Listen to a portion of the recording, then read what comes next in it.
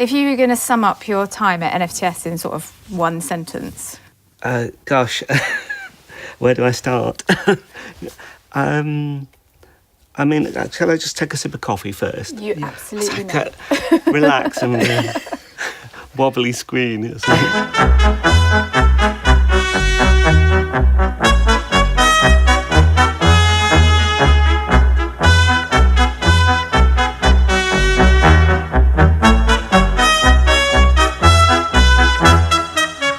It was a long spell, but it was very valuable time, actually, because I developed Wallace and Gromit there. You know, they were born at the NFTS.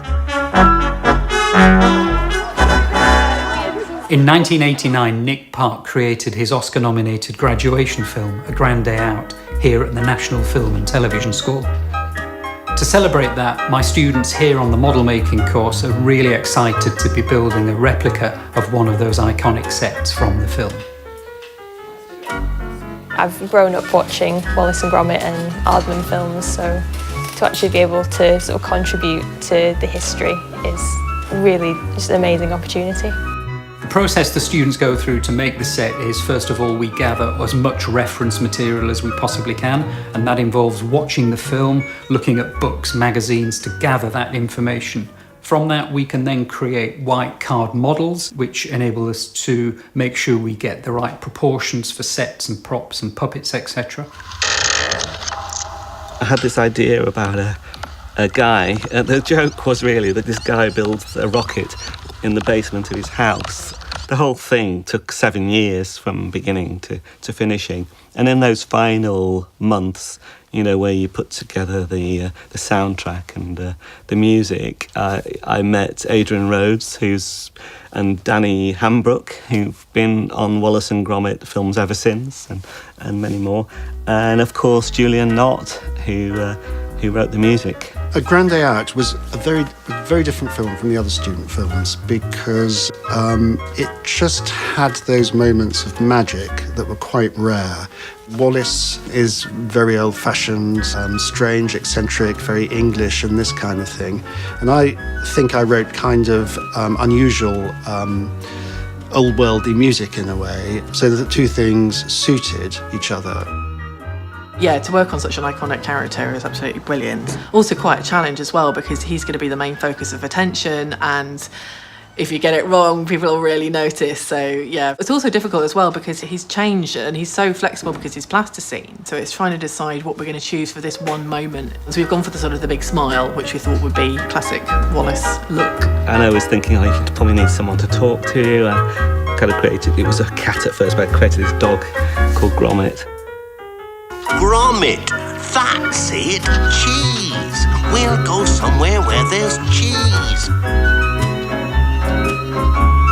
Nick's main direction of the music was he wanted it to sound northern. He wanted sort of brass band type sound, this kind of thing. The trouble is that we had no money for a brass band, so we did have some money for a few instruments. So we managed to get a few brass instruments, sort of instruments actually not in a brass band, to get that kind of brass feeling. So that's why the theme tune is like it is. And just the way he picked up on that and made it almost like well, to me it seemed like a 1950s picnic tune. I don't know if that's a category.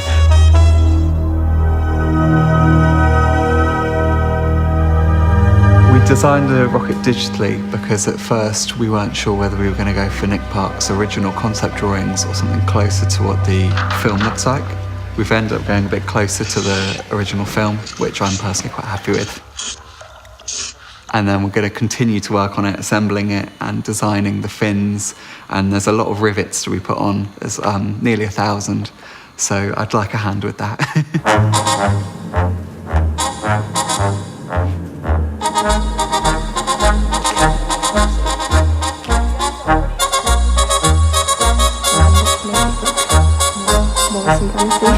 A lot of the challenges with the smaller props are trying to get them as close to the reference as possible on such a tiny scale.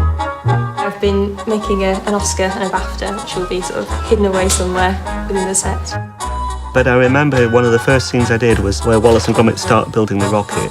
And in that scene, I couldn't really reach and animate Gromit's mouth. So I did away with the mouth, and I found all I could reach really was his eyebrow and move his eyebrow up and down. And I think that's the moment when Gromit was born, that suddenly he became an introvert dog. He didn't need the mouth and the expressions. He could say everything just with his eyebrow.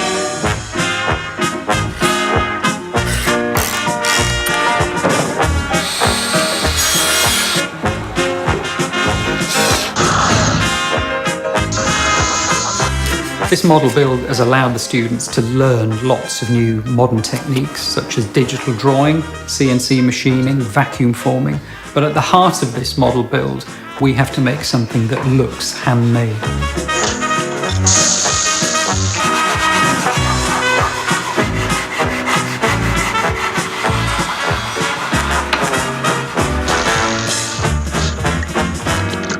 Well, the sets the students are building look much better than the ones I made, to be honest. I think they've put far more expertise in than I had.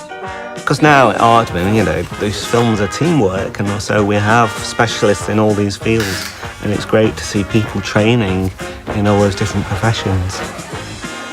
It strikes me that's how it's done. That's how it should have been done, really.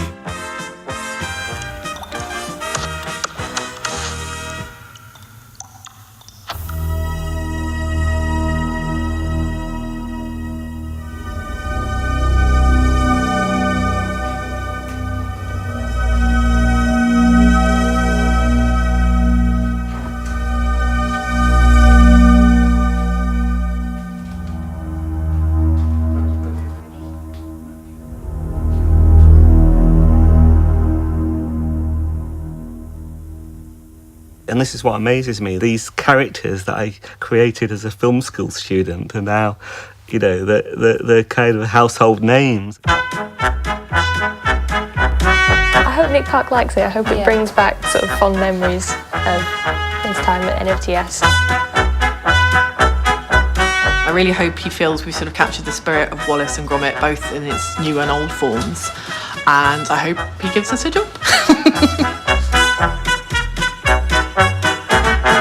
Obviously, I hope he loves it. I hope he wants to keep it himself.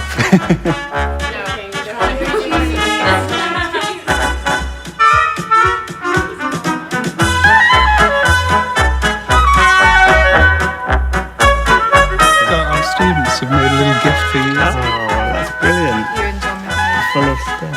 And 2 awards. Yes. Best